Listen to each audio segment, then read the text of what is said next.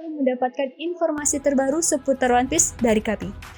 Untuk itu, ayo kita mulai reviewnya.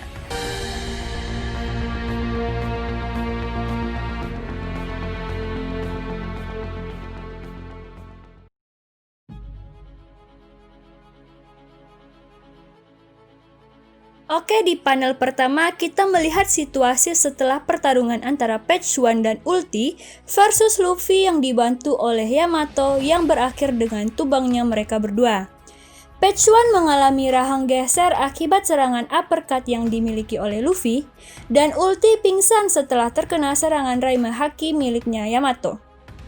Seperti yang kita tahu, serangan Raime Haki ini sangatlah fatal, mampu membuat lawan KO dalam sekali serangan dan langsung membuat musuh pingsan. Dan Luffy juga pernah mengalami jurus ini saat mode Gearford melawan Kaido, dan Luffy langsung tepar seketika. Dan di sini kita juga bisa dilihat yaitu Ulti mengalaminya juga ketika melawan Yamato. Walaupun tidak sekuat Kaido, tapi Ulti juga tepar akhirnya. Serangan pamungkas ini kalau di Mortal Kombat istilahnya kayak fatality atau brutality, yaitu mampu membuat musuh tepar dalam satu serangan dahsyat. Oke, pada saat Page One menyuruh pasukan di sekitarnya untuk memanggil tim medis, Ulti langsung sadar dan memeluk adik tercintanya seakan-akan ia baik-baik saja. Padahal lebih parah lagi sebenarnya. Namun mereka berdua masih kesal lalu mencari Yamato yang dibantu oleh kroco-kroco Kaido lainnya.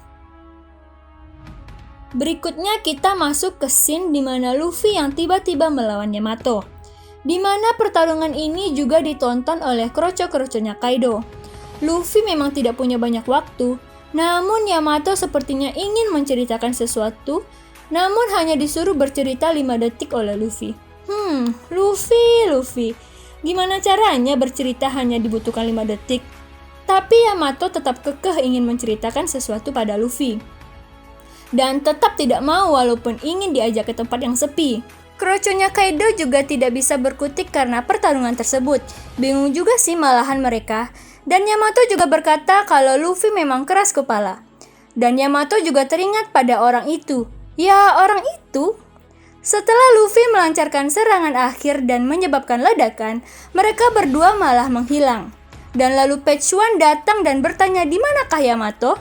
Namun tetap dia kehilangan jejaknya Yamato dan Luffy. Oke, kita berganti ke panel berikutnya. Di penyaliban Momonosuke dibuka oleh pidato Orochi yang meluapkan dendamnya pada klan Kozuki di depan semua pasukannya Kaido.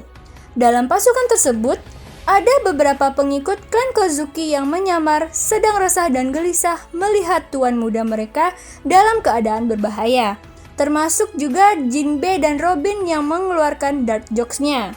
Walaupun begitu, Robin tetaplah Robin yang gak tega ngelihat bocah disalib dan disiksa seperti itu. Oke, kita beralih ke panel berikutnya, di mana yaitu Law dan lainnya sudah sampai di pintu belakang Onigashima. Namun karena arus laut yang sangat kuat, mereka berusaha untuk mendekat. Tapi Law menggunakan kekuatannya untuk berteleportasi langsung ke tujuan dan menyuruh anak buahnya bergegas kembali untuk menyelam. Raizo pun sempat terpukau dengan tekniknya Law. Di saat mereka sudah sampai, muncullah teriakan dari atas yang sudah tidak asing lagi. Yap, Neko akhirnya bertemu kembali dengan kawan lamanya. Sultan Maru pun dibuat tercengang melihat Neko yang sudah lama tidak bertemu. Tidak lupa juga kedatangan Marco dan Izu yang membuat sedikit nostalgia dengan Akazaya 9. Di sini kita juga melihat bagaimana reunian antara Kiku dan Izo.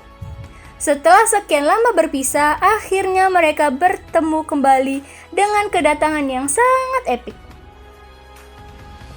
Oke, kita beralih ke panel berikutnya, di mana di dalam istana Kaido sempat dibuat kesal lantaran Bao Huang tidak memberitahu kalau Lilin sedang menuju ke istana. Dan polosnya lagi, Bao Huang malah cengengesan.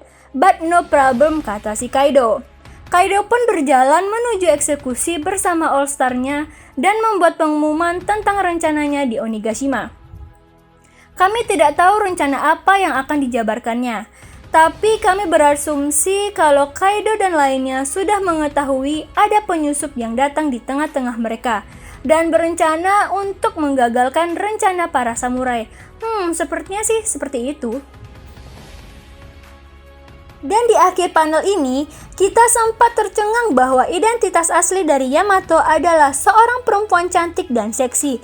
Gimana enggak sih? Di mana-mana, kalau bapaknya sangar bin galak, pasti anak perempuannya cantik-cantik.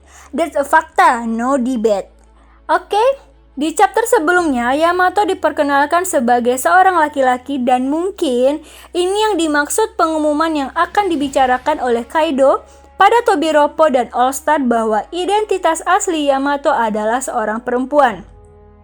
The best memang Oda bikin kita sangat-sangat tercengang. The real cewek no tipu-tipu. Dia bercerita pada Luffy kalau dia juga menyaksikan eksekusi Oden yang melegenda tersebut. Dan dia kagum dengan sosok Oden ini. Yamato juga mempunyai buku catatan perjalanan Oden yang ditemukannya di kastil bekasnya Oden. Dia bilang kalau ayah dan Orochi tidak tahu akan keberadaan buku ini. Dan buku ini dijadikan pedoman jalan untuk Yamato sendiri. Dia mengaku sempat nangis saat eksekusi Oden dan membuatnya membenci ayah dan Orochi. Dia juga mengira kalau Akazaya Nine sudah tidak ada alias mati. Namun kenyataannya mereka masih sehat walafiat. Di saat ini pula Yamato membuka topeng dan bajunya dan boom, seorang wanita cantik bertanduk sedang berdiri di hadapan Luffy. Ini bocah emang hokinya edan deh. Always ketemu sama cewek cakep dari anak raja. Kalau Sanji sampai tahu, you know lah. Dia aja nih sekarang ngilang malah nyari, itu deh pokoknya. Dan Luffy pun kaget dan mengira dia adalah putranya Kaido. Tapi faktanya, dia adalah putrinya Kaido. Dan di akhir pun, dia bilang pada Luffy kalau Luffy mengingatkannya pada S dan Luffy pun terkejut. Pada chapter ini banyak sekali kejutan-kejutannya dan salah satunya yaitu identitas asli dari Yamato yang aslinya adalah seorang perempuan cantik, keturunan dari makhluk terkuat di dunia yaitu Kaido. Dan penyamaran dari seorang Robin yang sangat totalitas meskipun resah masih menyelibutinya. But kalau soal pengintaian, Robin emang ahlinya. Selanjutnya yaitu reuni antara Akazaya Nine dan Marco tentunya. Ini adalah membuat chapter semakin menarik untuk dibaca. Mungkin di chapter selanjutnya akan diperlihatkan bagaimana pergerakan Yamato untuk mengkudeta bapaknya ini.